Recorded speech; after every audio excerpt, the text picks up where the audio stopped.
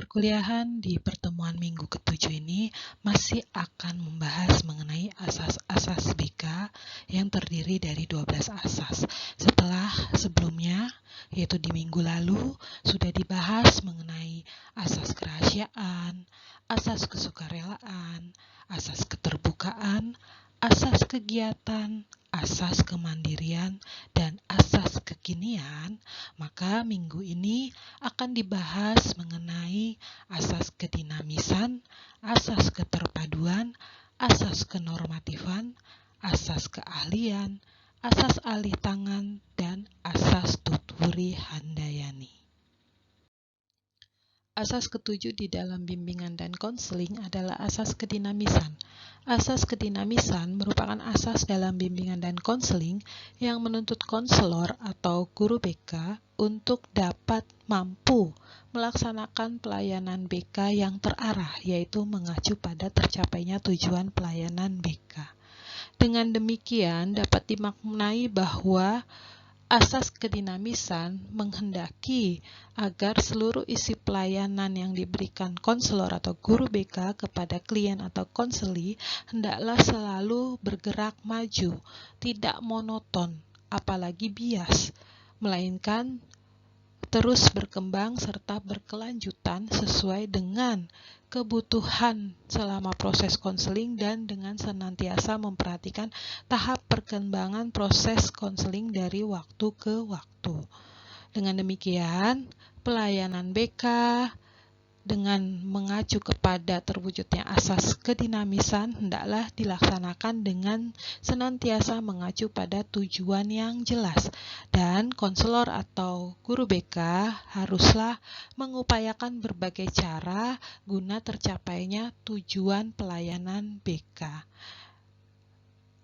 Asas kedinamisan mendorong pelayanan BK menjadi pelayanan yang sistematis dan terukur. Sebagai gambaran, misal seorang konselor atau guru BK memberikan layanan konseling perorangan kepada individu yang sedang memiliki permasalahan.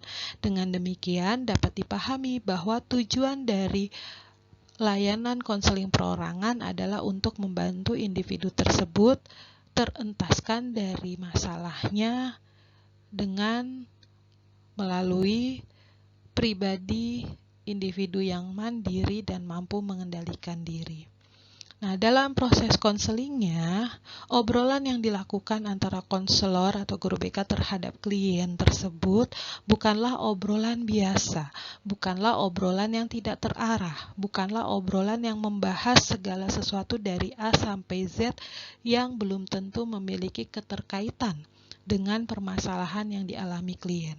Maka dalam rangka mewujudkan asas kedinamisan, konselor atau guru BK di dalam melaksanakan layanan konseling perorangan, di dalam pemberian atau pembahasan suatu obrolan itu senantiasa berupaya agar obrolan yang dilakukan antara konselor dengan klien itu mengarah kepada diperolehnya informasi-informasi yang terkait dengan permasalahan yang dihadapi klien saat itu, dan mengupayakan obrolan tersebut berkembang atau meningkat sesuai dengan kebutuhannya, tidak hanya dalam proses mencari informasi, tapi sampai juga kepada proses menafsirkan, kemudian memberikan perlakuan sampai kepada melakukan penilaian dari proses konseling yang diberikan.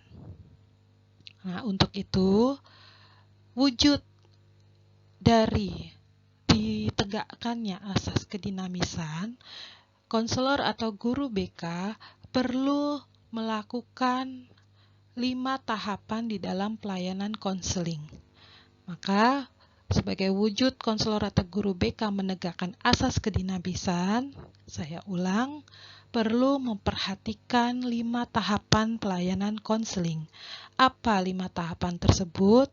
Yaitu dikenal dengan istilah 5-an atau 5-in.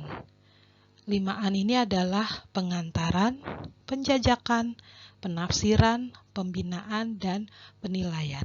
Itulah tahapan-tahapan yang sistematis, yang berjenjang, yang harus diterapkan dalam pelayanan BK sebagai wujud ditegakkannya asas kedinamisan, yaitu dimulai dengan tahap pengantaran. Ketika pengantaran dirasa cukup, maka dilanjutkan kepada tingkat yang lebih tinggi lagi, yaitu tahap penjajakan. Kemudian ketika segala aspek sudah dijajaki, maka proses konseling atau pelayanan BK dilanjutkan kepada tahap penafsiran, kemudian sampai kepada tahap pembinaan, dan terakhir adalah tahap penilaian. 5 tahapan ini juga dikenal dengan 5 yaitu terjemahan dari bahasa Inggrisnya, yaitu introduction, investigation, interpretation, intervention, dan inspection. Nah, 5 tahapan an atau in ini dikemukakan oleh Profesor Prayitno. Untuk memperoleh gambaran yang lebih jelas tentang 5 tahapan konseling ini bisa dipelajari lebih lanjut di slide berikutnya. Selain tentang 5 tahapan pelayanan konseling ini, perwujudan asas kedinamisan juga digambarkan dengan adanya 5 tahapan dalam keefektifan layanan konseling.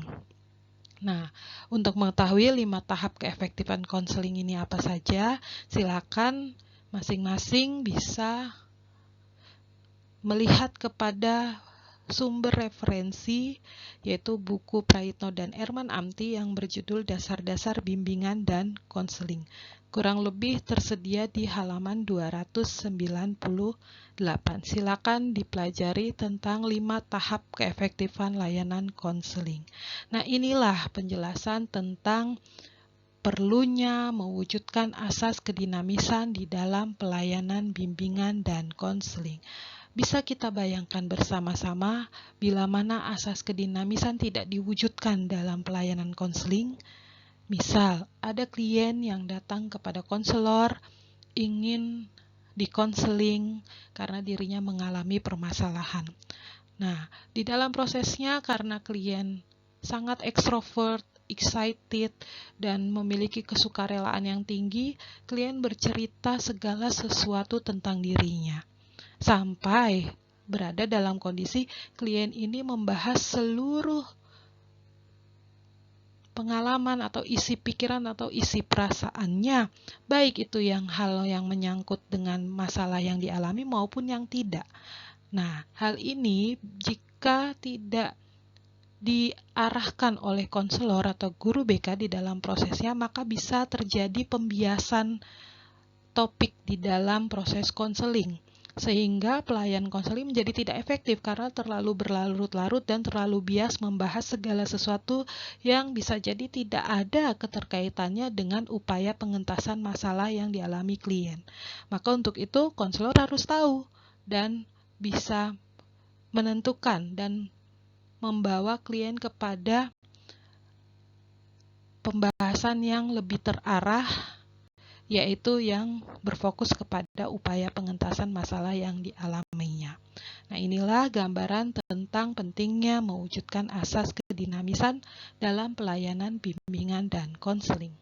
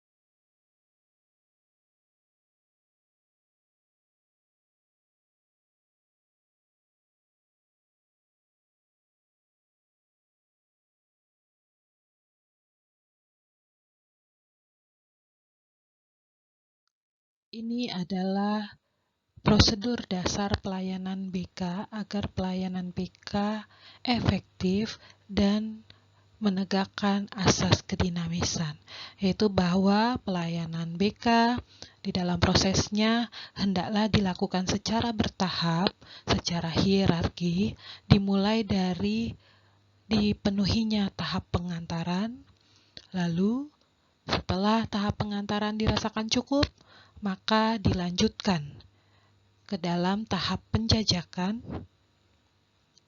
Kemudian setelah tahap penjajakan dirasakan cukup, maka proses pelayanan BK dilanjutkan kepada tahap penafsiran, lalu dilanjutkan kepada tahap pembinaan, dan dilanjutkan kepada tahap penilaian.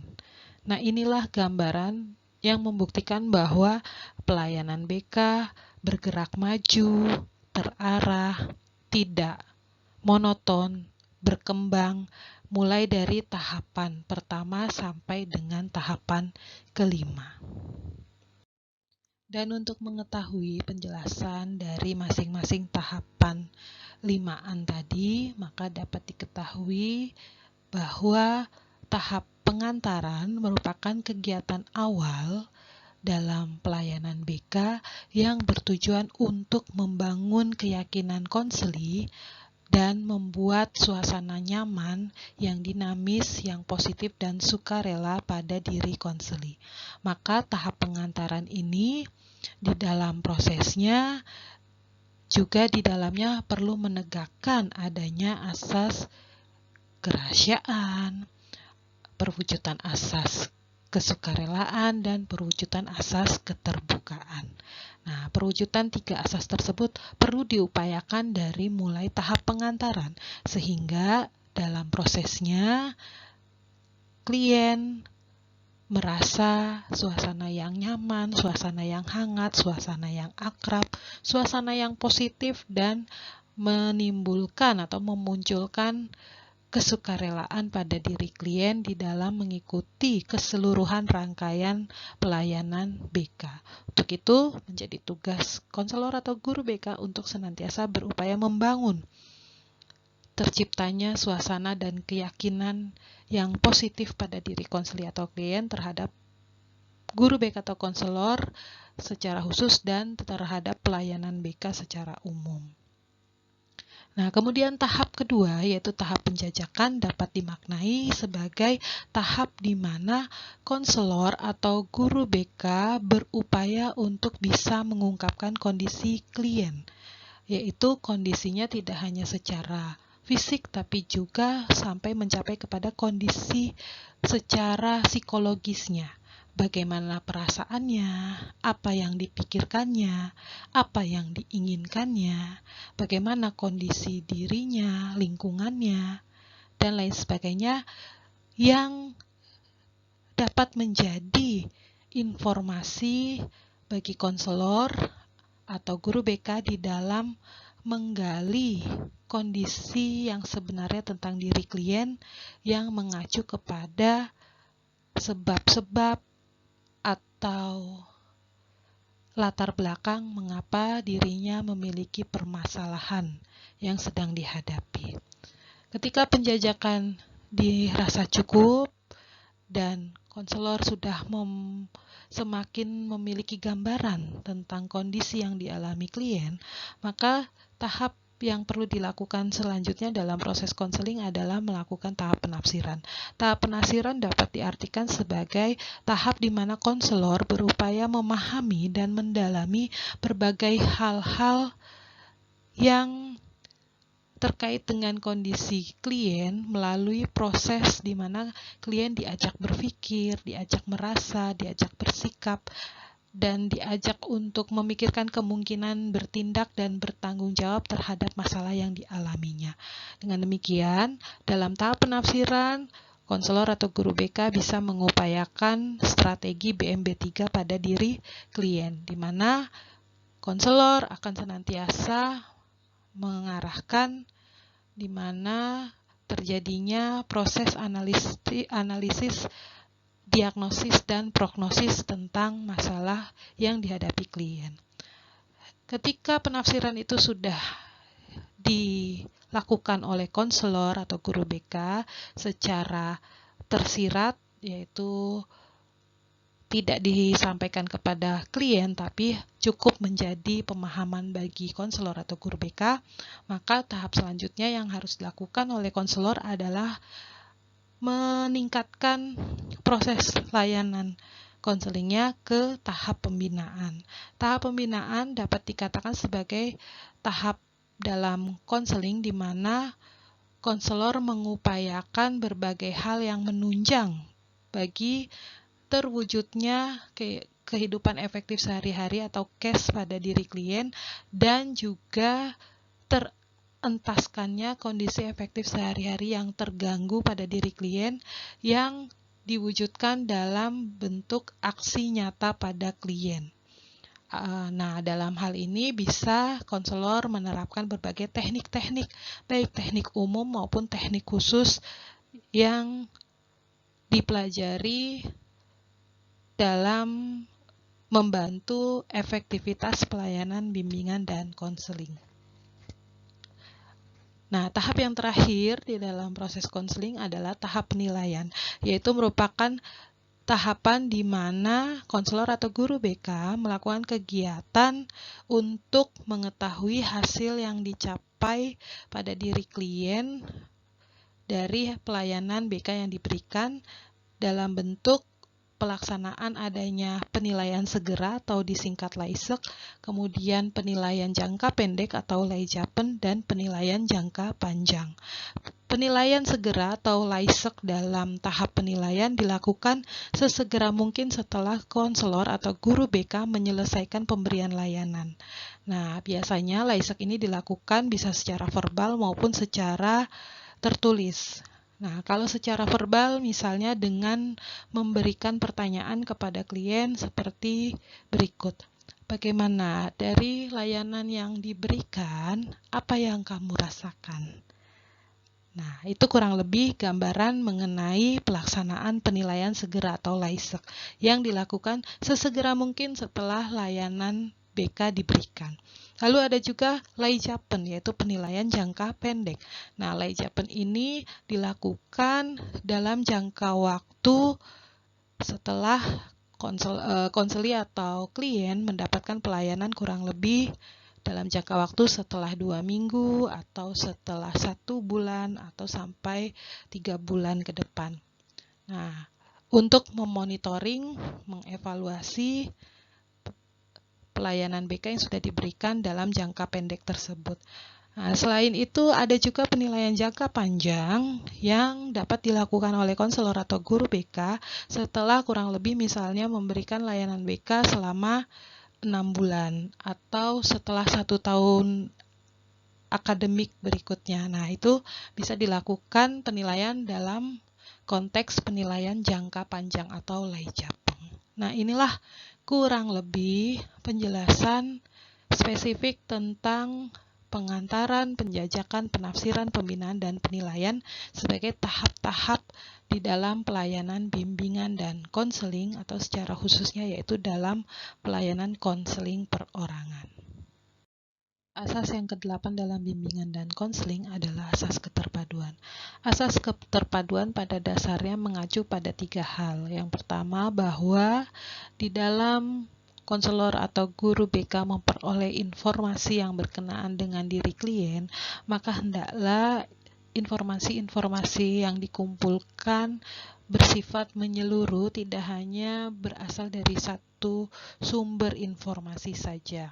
Misal, terkait dengan masalah bakat dan minat siswa, maka konselor atau guru BK tidak hanya menggunakan satu informasi saja, yaitu berkenaan dengan aspirasi siswa yang disampaikan secara verbal oleh siswa yang bersangkutan, tetapi juga guru BK perlu memadukan dengan data-data lainnya yang menunjang, misal seperti hasil rapotnya, kemudian hasil tes psikologinya, kemudian data pribadi siswa terkait status sosial ekonominya, kemampuan secara material, kemudian support orang tua, dan lain sebagainya.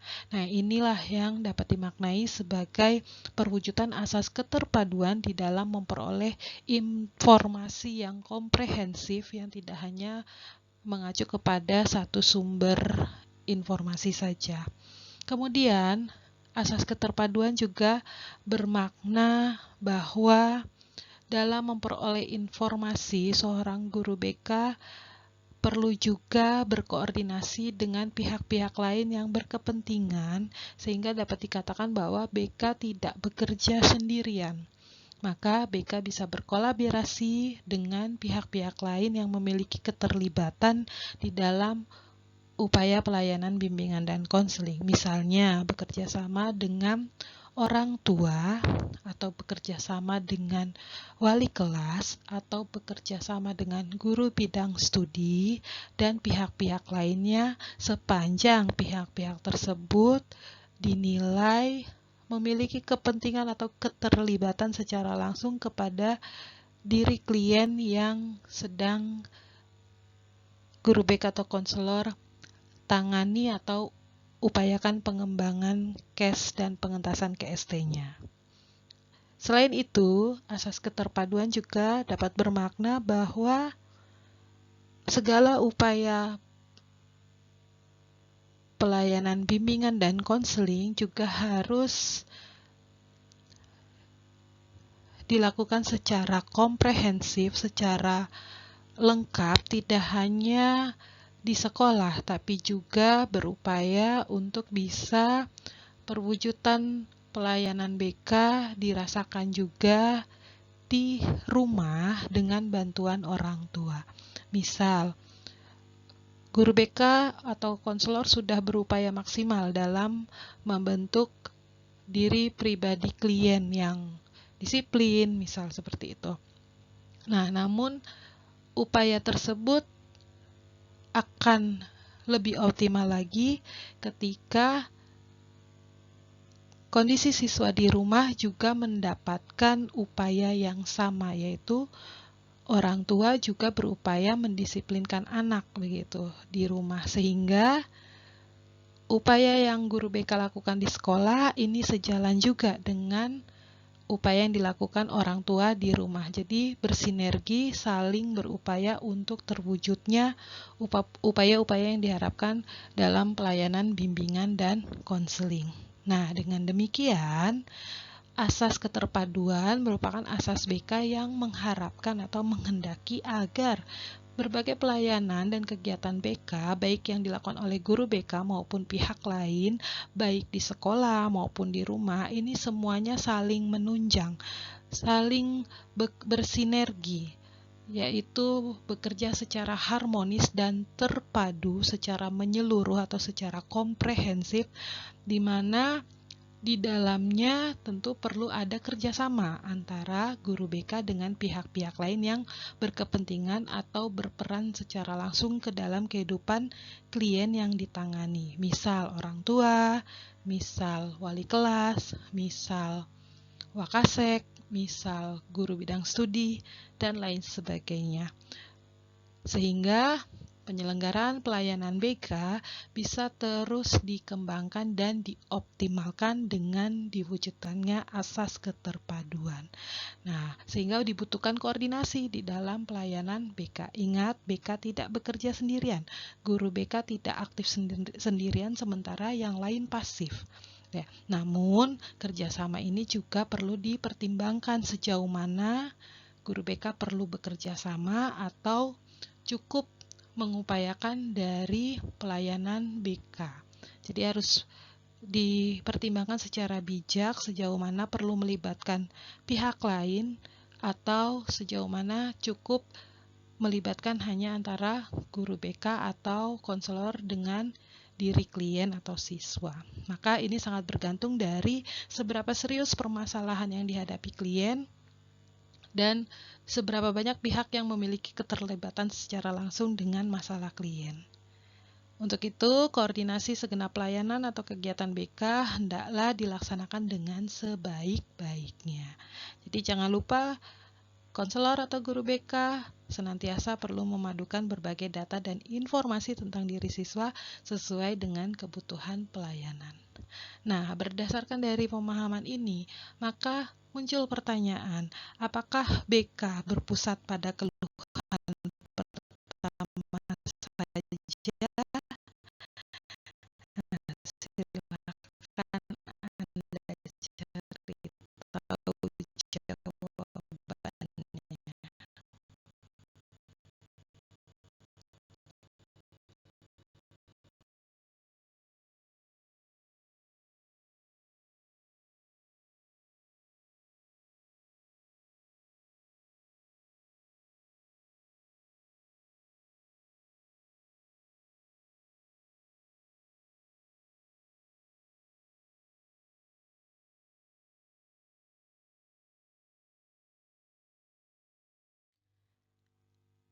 Asas ke-9 dalam bimbingan dan konseling adalah asas kenormatifan.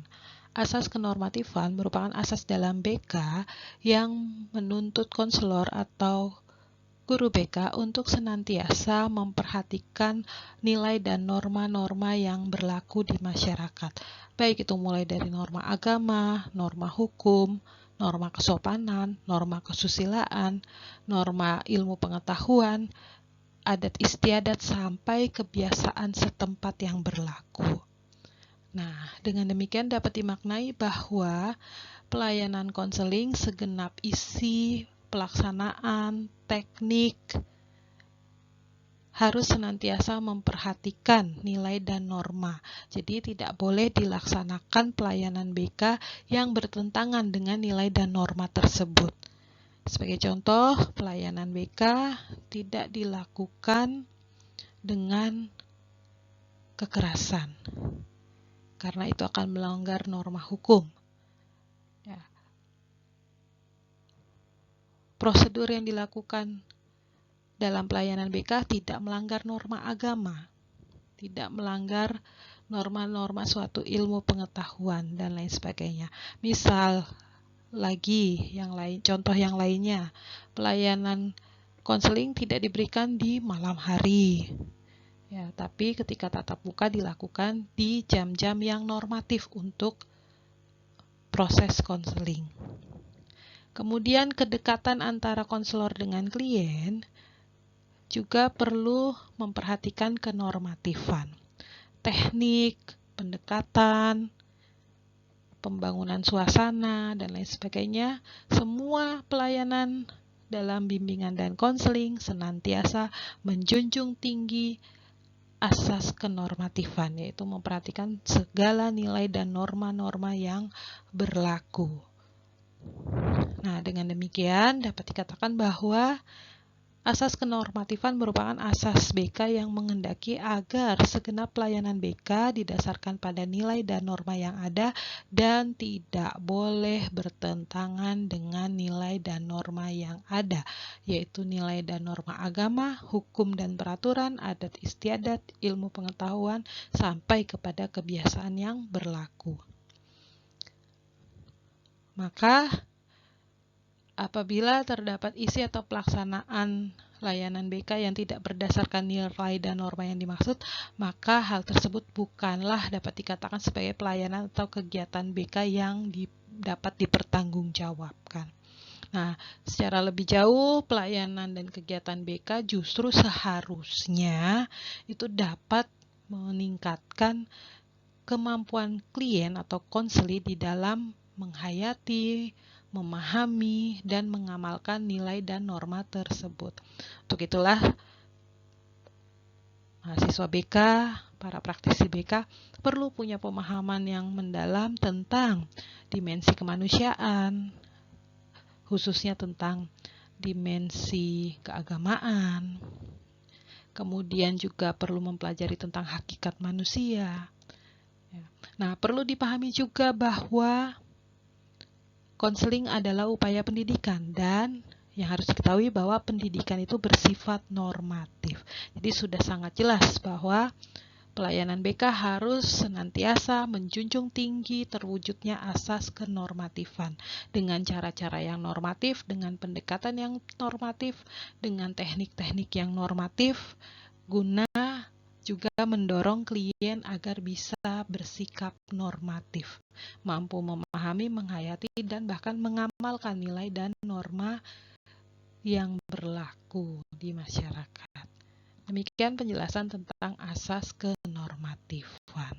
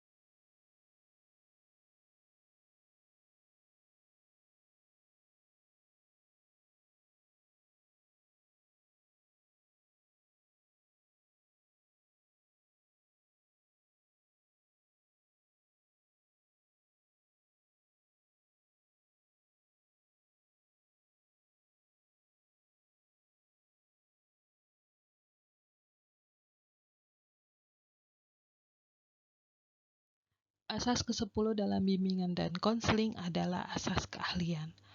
Asas keahlian dalam BK didasari pada pemikiran bahwa pelayanan dan kegiatan BK hendaklah diselenggarakan atas dasar kaidah-kaidah yang profesional. Maka dalam hal ini diharapkan para pelaksana pelayanan dan kegiatan BK merupakan tenaga yang betul-betul ahli atau profesional di dalam bidang bimbingan dan konseling.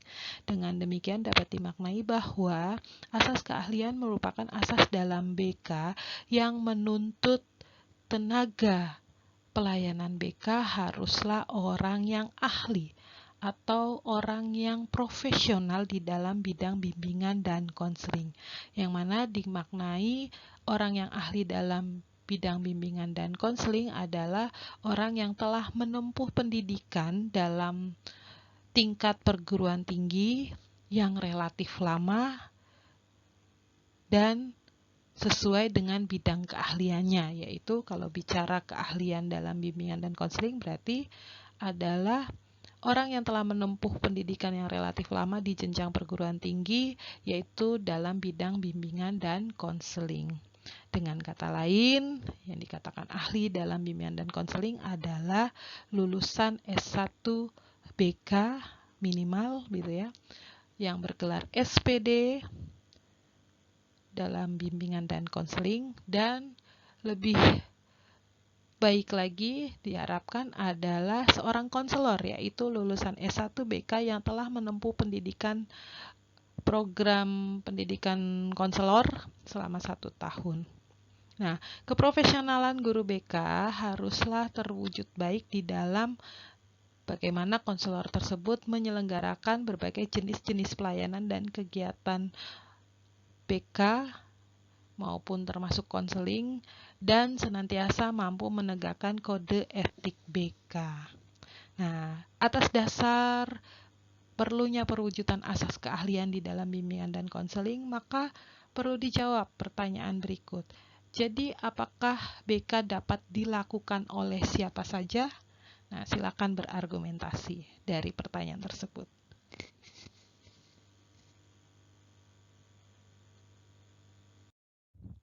Asas ke-11 dalam bimbingan dan konseling adalah asas alih tangan, atau lebih lengkap dikenal dengan asas alih tangan kasus, atau dengan kata lain disebut juga dengan istilah referral. Asas alih tangan kasus dalam BK merupakan asas yang menuntut konselor atau guru BK untuk mengetahui batasan kewenangan pelayanan BK. Karena dalam melayani klien atau individu, konselor atau guru BK memiliki batas kewenangan sejauh mana konselor atau guru BK berhak menangani klien, dan ada kondisi-kondisi atau permasalahan yang dimana konselor atau guru BK tidak berwenang untuk menanganinya, sehingga perlu direferal atau dialih tangan kepada pihak lain yang tepat, yang berbeda keahlian dengan konselor atau guru BK.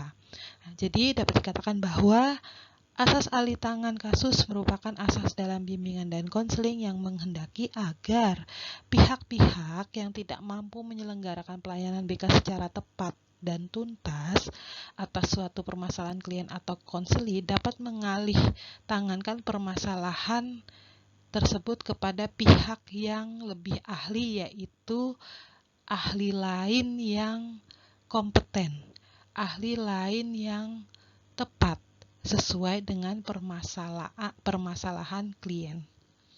Nah, jika klien atau konseli merasa tidak terentaskan masalahnya dikarenakan membutuhkan ahli lain, maka permasalahan klien tersebut perlu direferal atau dialih tangankan kepada pihak lain atau ahli lain yang tepat. Misal, sebagai contoh, klien mengalami permasalahan secara medis, yang mana permasalahan medis bukanlah menjadi batas kewenangan seorang konselor atau guru BK. Maka konselor atau guru BK perlu wajib menegakkan asas alih tangan, yaitu mereferal permasalahan klien kepada pihak yang ahli di dalam bidang medis, yaitu kepada dokter sebagai contoh seperti itu. Atau misal dalam kasus rumah tangga, misal terjadi permasalahan yang terkait dengan masalah hukum, maka guru BK atau konselor tidak bisa menangani permasalahan tersebut yang bukan menjadi batas kewenangannya. Maka perlu direferal kepada ahli lain yang kompeten, yang relevan dengan permasalahan hukum, yaitu misal kepada pengacara atau lawyer. Begitu. Nah, perlu diperhatikan di sini, saya ralat dan saya tekankan bahwa asas alih tangan kasus ditegakkan oleh konselor atau guru BK bukanlah kepada sesama konselor atau guru BK yang dinilai lebih ahli, lebih senior, lebih berpengalaman. Nah, bukan itu yang dimaksud di dalam perwujudan asas alih tangan. Melainkan alih tangan dilakukan bila mana klien merasa tidak terentaskan masalahnya, tidak tertangani oleh konselor atau guru BK karena klien membutuhkan ahli lain yang relevan dengan permasalahannya. Ya, sebagai contoh tadi yang diberikan gambaran tentang permasalahan yang terkait dengan dunia medis dan permasalahan yang terkait dengan dunia hukum gitu ya. Sehingga pada masalah-masalah tersebut merupakan permasalahan yang di luar kewenangan seorang guru BK atau konselor. Maka perlu dialih tangankan atau direferal kepada ahli lain yang kompeten, yang relevan dengan permasalahan klien, yaitu misalnya tadi dialih tangankan atau direferal atau istilah lamanya adalah dirujuk begitu ya, dirujuk kepada dokter medis dan juga dirujuk kepada pengacara bila membahas tentang permasalahan hukum gitu. Nah, jadi yang perlu diingat, konselor atau guru BK tidak boleh melakukan referral atau alih tangan kasus kepada sesama guru BK atau sesama konselor gitu ya. Karena bila mana itu terjadi, justru konselor atau guru BK tersebut akan kehilangan trust, akan kehilangan kepercayaan, atau bahkan dalam hal yang lebih serius lagi adalah dipertanyakan kompetensinya sebagai seorang konselor atau sebagai guru BK, maka bisa berdampak kepada dinilai tidak profesional gitu ya. Jadi sepanjang permasalahan klien masih menjadi ranah guru BK atau konselor, maka harus ditangani dan tidak boleh direferal. Jadi alih tangan kasus hanya boleh dilakukan bila mana klien membutuhkan ahli lain yang relevan dengan permasalahannya. Nah, nanti di slide berikutnya akan dijelaskan kurang lebih beberapa masalah klien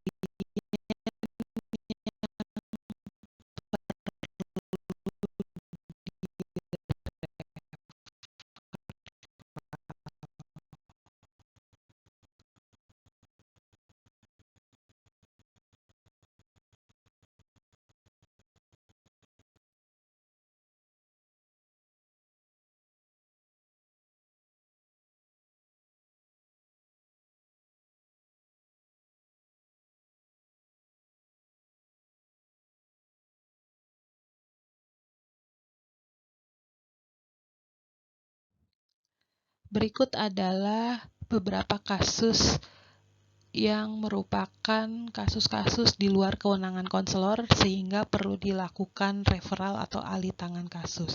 Misal ketika permasalahan klien menyangkut dengan masalah kriminal, maka beberapa hal yang terkait dengan kriminal ini perlu dialih tangankan kepada pengacara atau lawyer dan lain sebagainya yang memang merupakan ahli dalam bidang hukum. Kemudian yang kedua adalah bila mana menyangkut permasalahan tentang penyakit baik itu fisik maupun mental. Nah, penyakit secara fisik maka konselor atau guru BK perlu mereferal kepada dokter ya untuk secara medis ditangani, dan bila mana penyakit yang bersifat mental, berarti terkait dengan kelainan mental, maka perlu lebih lanjut dirujuk kepada psikolog untuk bisa dijustifikasi apakah memang mengalami penyakit mental atau tidak. Ingat, yang menjustifikasi hanya boleh psikolog atau psikiater, bukan konselor atau guru BK. Nah, sehingga perlu dialih tangankan kepada ahli lain, yaitu psikolog atau psikiater, untuk menentukan apakah benar klien atau yang bersangkutan yang kita tangani merupakan klien yang mengalami permasalahan secara mental atau memiliki penyakit mental. Lalu contoh kasus lainnya yang terkait dengan di luar kewenangan konselor adalah klien yang mengalami keabnormalan akut. Misal, dalam proses konseling cenderung sering histeria, berteriak tanpa sebab. Kemudian mulai mengalami halusinasi. Kemudian misalnya punya kecenderungan bipolar atau punya kecenderungan anxiety yang berlebihan yang sampai kepada klien ini tidak bisa diajak berbicara secara rasional Nah, untuk kasus-kasus tersebut maka guru BK atau konselor bisa mengenali gejala-gejala keabnormalan akut ini dan diarahkan atau dihendaki untuk bisa mereferal kasus-kasus tersebut kepada ahli lain yang relevan dengan permasalahan klien. Misal dialih tangankan kepada psikolog atau kepada psikiater. Kemudian kasus lain yang di luar kewenangan konselor adalah kasus-kasus yang berkaitan dengan ilmu hitam. Artinya bila mana klien atau konseling yang datang kepada konselor atau guru BK meyakini bahwa dirinya diguna-guna atau ada ilmu hitam yang diyakini diperuntukkan bagi dirinya, maka untuk keyakinan klien yang demikian perlu diketahui bagi konselor bahwa itu menjadi di luar kewenangan konselor sehingga perlu direferal kepada pihak lain yang dinilai ahli berkenaan dengan hal-hal yang bersifat spiritual Nah, yang terakhir adalah kasus yang terkait dengan kondisi adiktif, kecanduan.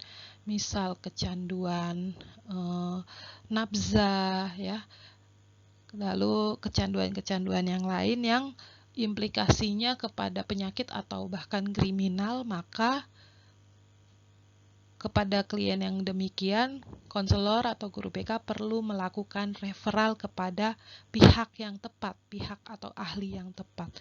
Misal, ada klien kita karena atas dasar kepercayaan kepada konselor atau guru BK-nya secara sukarela mau menjelaskan atau memberitahukan bahwa dirinya mengalami kondisi adiktif, misal terkait dengan nafsa.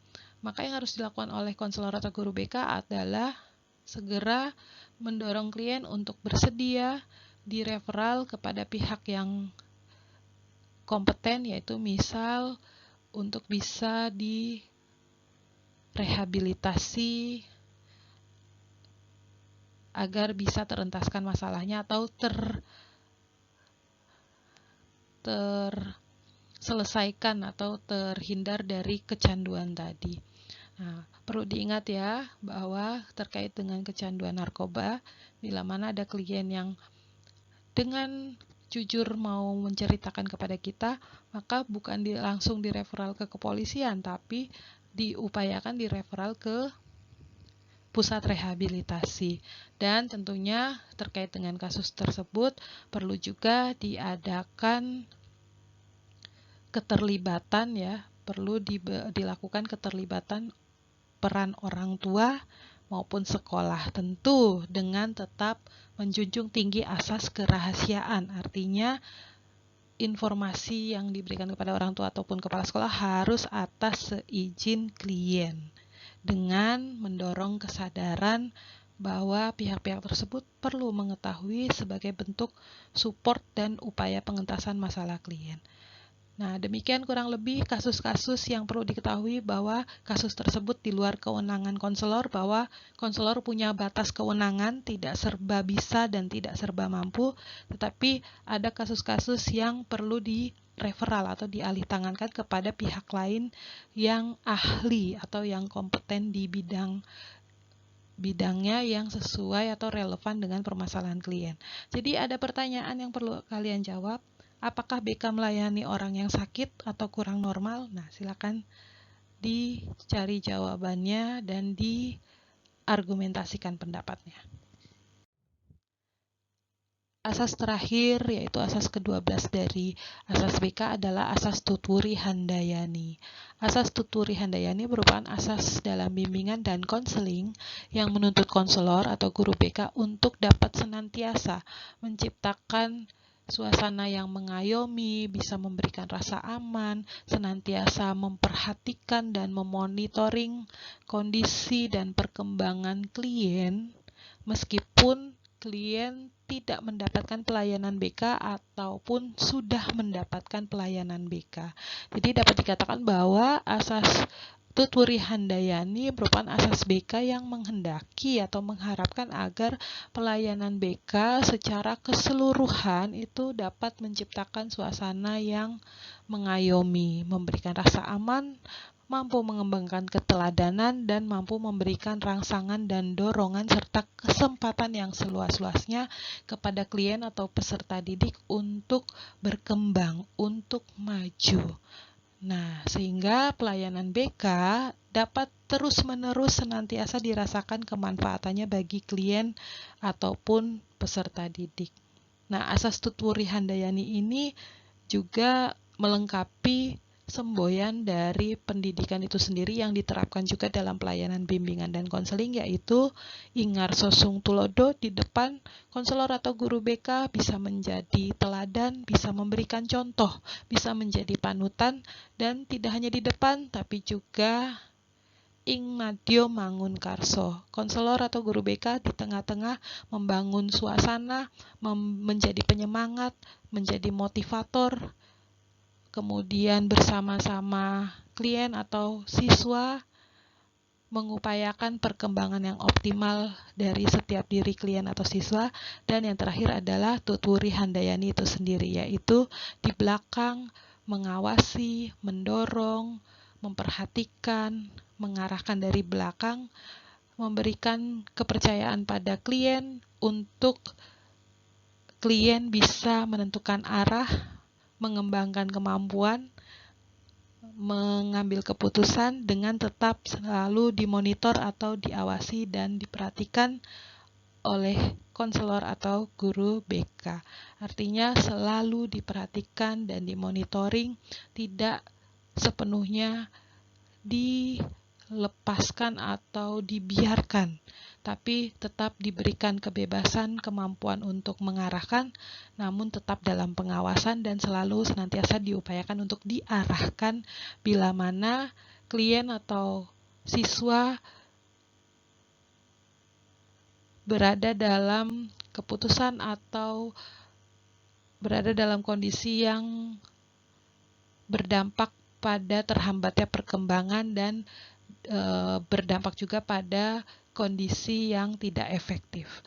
Demikian penjelasan tentang asas Tutwuri Handayani yang menutup seluruh penjelasan tentang 12 asas BK.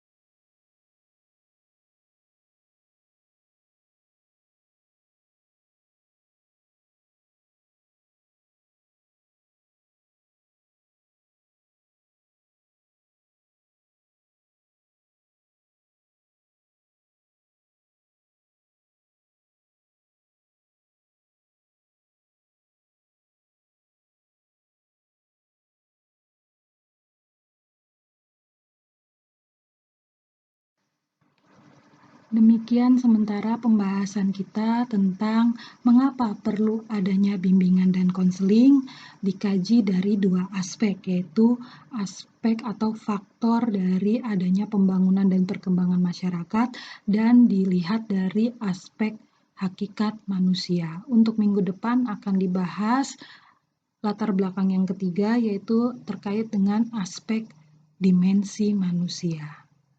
Terima kasih.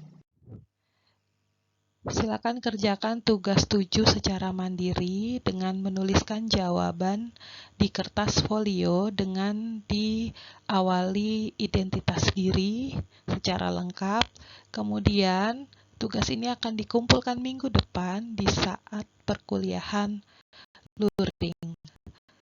Selamat mempelajari pertanyaannya dan selamat mengerjakan jawabannya.